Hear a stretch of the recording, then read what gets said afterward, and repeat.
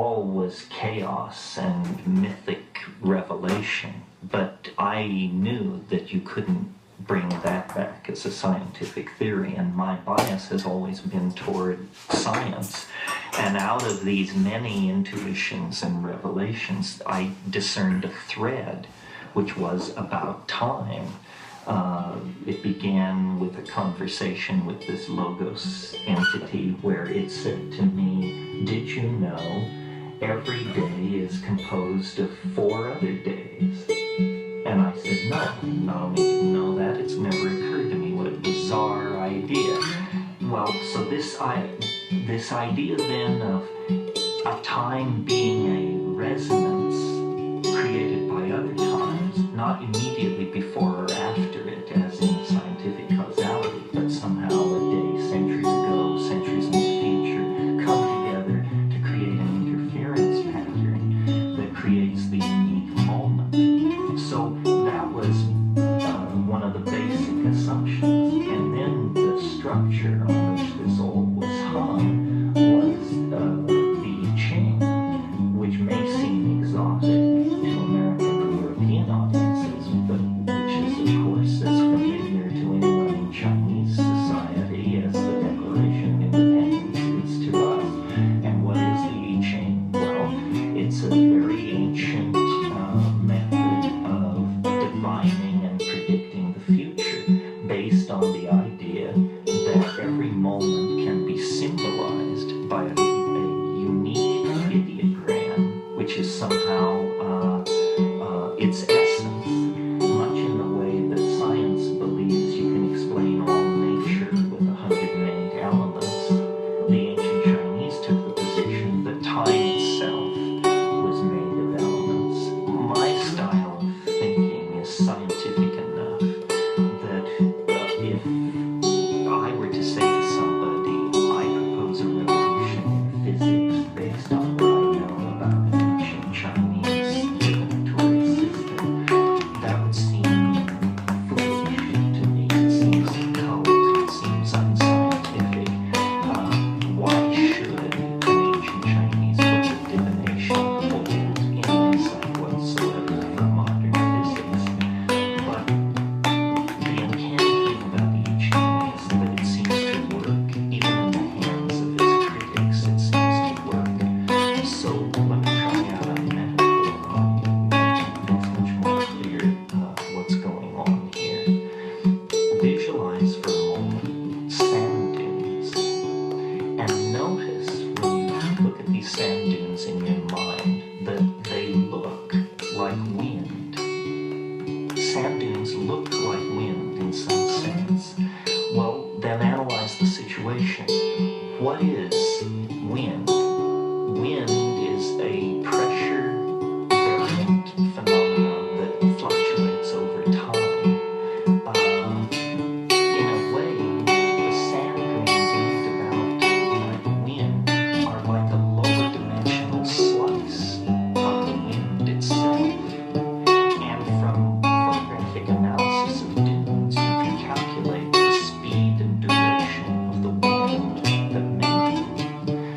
So the dune is a lower dimensional slice of time, of the wind, ebbing and flowing that made it. Well, now let's change the metaphor a little bit. Instead of grains of sand, let's think of genes.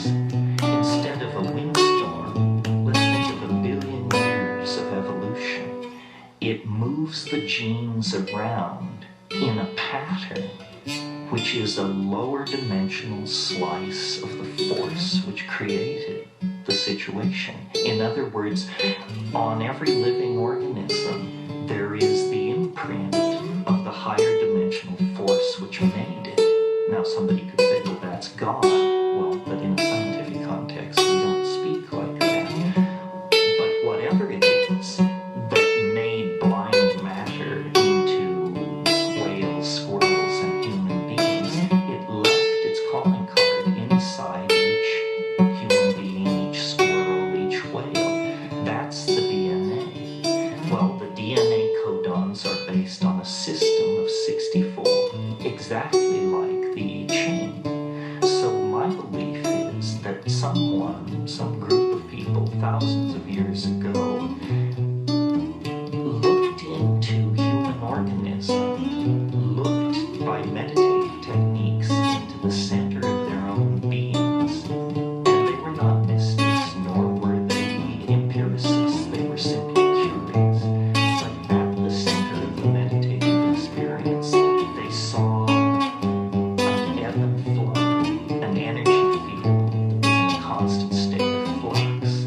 And they asked themselves, how many elements are necessary to describe this energy field? And the answer was more than 10, less than 1,000, more than 20, less than 500. And when they finally got it worked out, lo and behold, 64 situations are all the possible potential situations there are. Out of 64 subtypes of time, you can create everything from the coronation of Queen Mary to the designation of Madonna, out of 64 types of time. So really, what the I Ching is not a book of Chinese mysticism.